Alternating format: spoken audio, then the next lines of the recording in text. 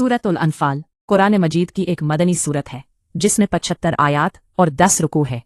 ये सूरत ग़ज़वा बदर के फ़ौरन बाद नाजिल हुई और उसका सबसे अहम मौजू ग़ज़वा बदर के वाक़यात, माल गनीमत के अहकाम, ईमान की हकीकत, अल्लाह और रसूल की इताअत, जिहाद के उसूल और अल्लाह की नुसरत है। इस सूरत का आगाज़ इस बात से होता है कि लोग रसूलुल्लाह से अनफाल यानी माल गनीमत के बारे में पूछ रहे थे। अल्लाह ने फरमाया कि अनफाल अल्लाह और रसूल के हैं, यानी इसकी तकसीम का इख्तियार अल्लाह के रसूल के पास है।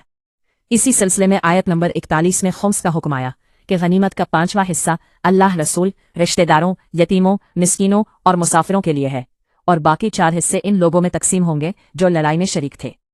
इस हुक्म का मकसद ये था कि माल में लालच और झगड़ा खत्म हो और मुसलमानों में इत्तेहाद कायम रहे।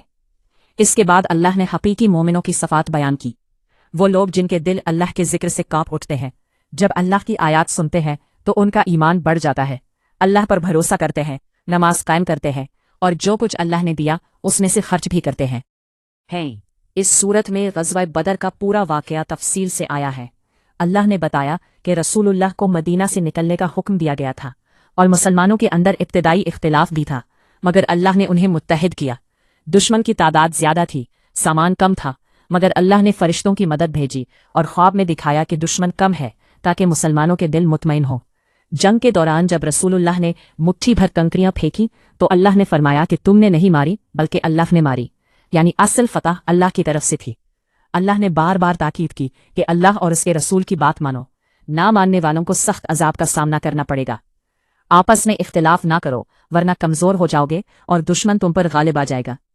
इस सूरत में मुनाफिकीन और काफिरों के रवैयों का भी जिक्र है। वो साजिशें करते रहे, शैतान ने उनके ऐमाल को उनके नज़दीक खूबसूरत बना दिया, मगर आखिर में उनका अंजाम बुरा हुआ। अल्लाह ने उन्हें मेहनत दी मगर वो नाशुक्रे रहे।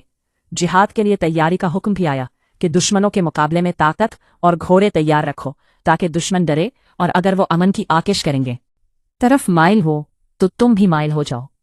आखिर में मोमिनों के बाहमी रिश्ते की बात की गई कि मोमिन एक दूसरे के दोस्त और मददगार हैं।